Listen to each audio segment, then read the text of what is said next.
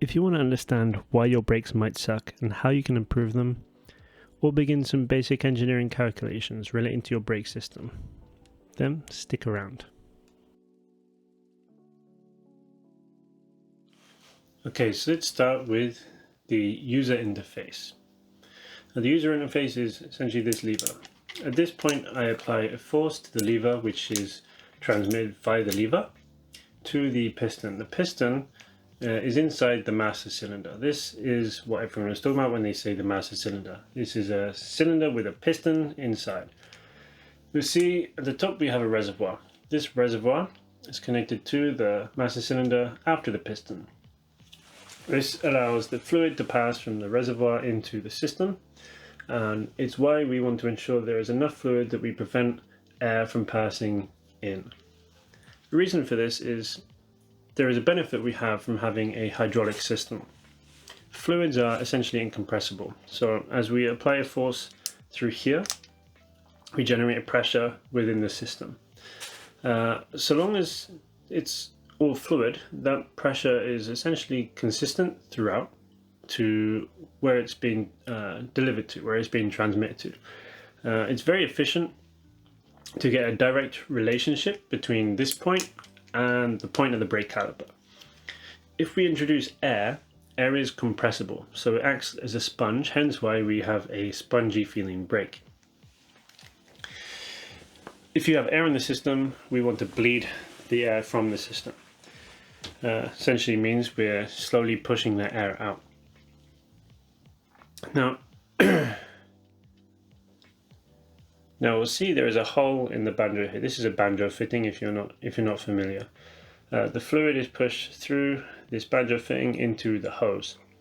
Now the hose acts as the transmission line between the master cylinder and the brake caliper. For OEM parts or cheap parts, cheap rubber parts, they're going to be less resistant to expansion. They're going to expand more. So even in a hydraulic system, if we have cheap parts like rubber hoses, especially cheap hoses, ones you get from OEM, they may be better quality, but you do get poorer quality parts. Even if they're, say, like an upgraded braided hose, they may still be worse off in regards to resistance to expansion. So be careful choosing your parts. Make sure if you're messing with your brake system, which is vital for your safety, make sure you get good quality parts. Otherwise, you may be buying a downgrade. Okay, so your brake line, if it's like rubber hoses, you're going to have some expansion. That expansion is, again, it's similar to having air in your system. It's a little bit of sponginess that you can get, and it's going to get worse over time with your hoses as they deteriorate. And when you get to a point that they nothing helps to fix it, you want to replace them. That's definitely when I would recommend changing to braided lines. Now that's not to say that rubber hoses are the worst. Some OEMs will actually install them deliberately because it introduces a kind of character that's a bit more friendly to new riders. Some more budget motorcycles will have potentially these rubber hoses because, one, they're cheaper. You introduce a more friendly characteristic to your brake system. So when you apply the brakes, it's not like an instant bite onto the brakes. It's a bit more friendly and forgiving to the newer riders. But definitely if you're getting a very spongy system and you're not keen on that, then yeah, replace them with braided hoses. In regards to braided hoses, essentially what that is, it's usually got like a core material, like a PTFE, which is quite common in seals and gaskets in industrial equipment as well. And then it's wrapped with like a braided stainless steel. So for those hoses, they're much more resistant to that expansion, meaning that the transmission of the force from your hand to the brake caliper has a more direct relationship, which is essentially what you want. So when the brake fluid gets to the caliper, it's going to feed through the banjo fittings into the caliper, through these channels to the pistons. We want to design those channels to have as minimum resistance as possible to ensure that the pressure transmission is even across all the pistons, because if it's not even, you have the pistons come through at different rates, which means your pads are going to be coming in at angles, which you don't want. You don't want them to be creating this uneven wear on the pad. It's going to mean that you need to replace your pads more regularly, but it can also result in biting into the brake discs. And the last thing you want is to damage your discs. Now, the other part of the design of the channels is that if they're not designed well, you could create like a pocket where air can get trapped. And if that happens, then you're going to have a very tough time removing the air from the system, and you'll always have like a spongy feeling. So that will need like a full rebuild to get rid of. But you can't guarantee that it's not going to happen again. So considering that, then we now have the fluids applying pressure onto the pistons, and those pistons pushing the pads into the discs. There are some things to consider here. Those channels are fairly narrow.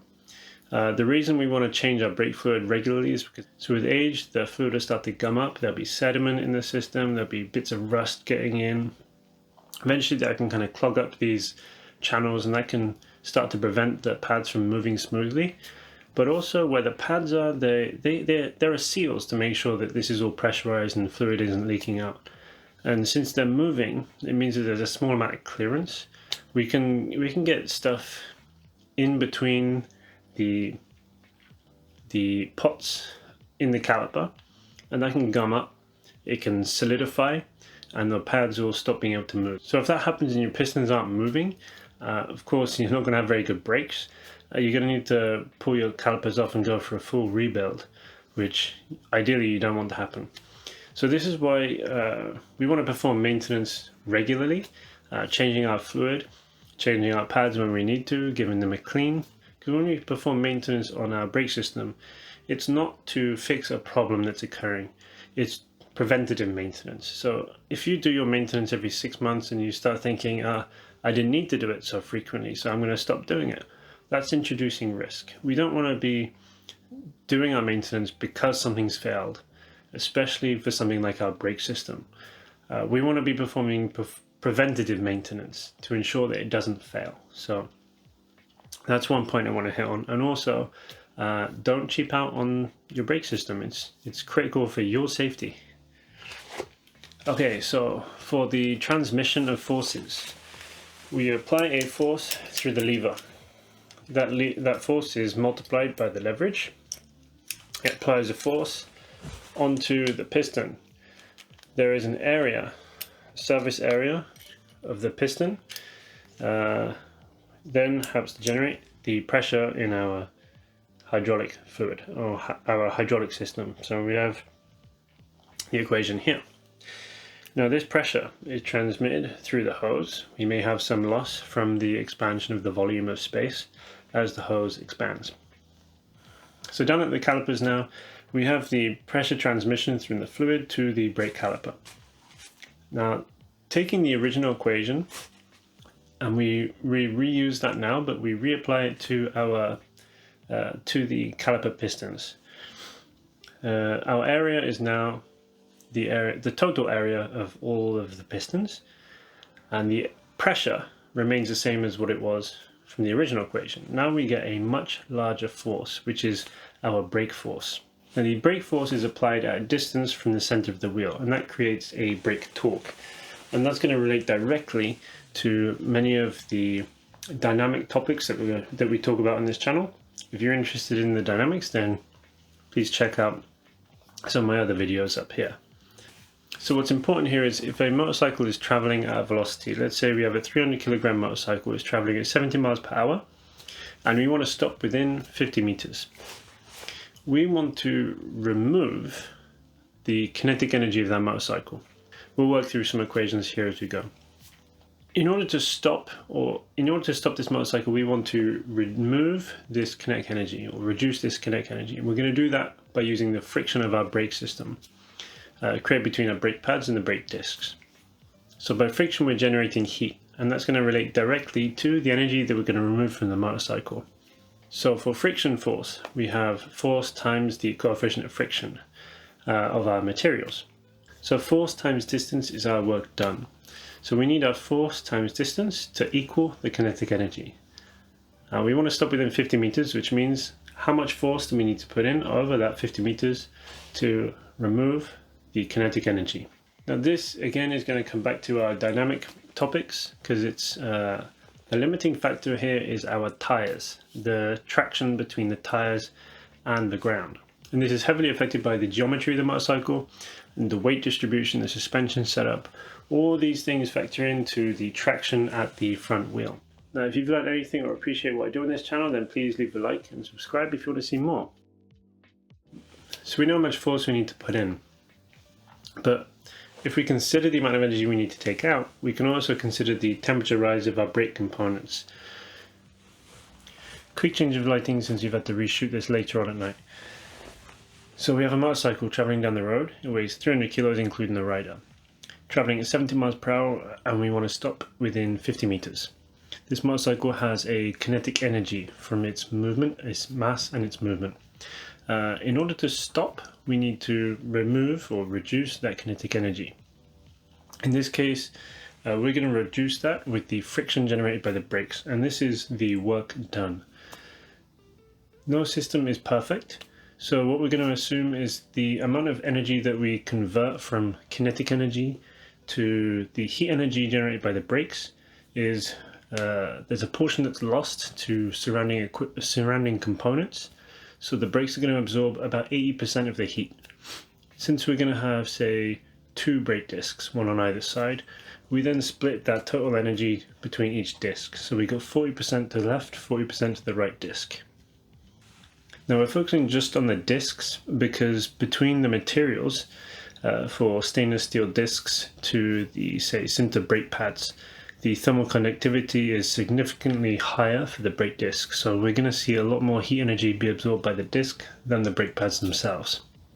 So in heat transfer we have an equation which is Q equals mc delta T, where Q is the amount of energy, in this case the amount of heat energy that transferred. M is the mass of the component, the delta T is the change in temperature, and then the C is the specific heat capacity. This is specific to every material. They all have a different specific heat capacity. Essentially, it's how much energy is required to create a change of 1 degree per kilogram. So in this case, for our brake discs, if we consider one disc and we say it weighs 1.5 kilos, we then consider the amount of heat energy we're absorbing into that disc. Say we take 40%. And we know the specific heat capacity of stainless steel, and then we just rearrange the formula and we can calculate the change in temperature of that disc. So by considering the amount of energy that this mass must absorb, we can see how much increase in temperature we're going to have. With that in mind, we can also consider the performance curve of the materials of the brake pads, for example, for the coefficient of friction or for the brake discs, and that will tell us, and that will show us how the temperature relationship is so important for the materials, the amount of braking we're going to have.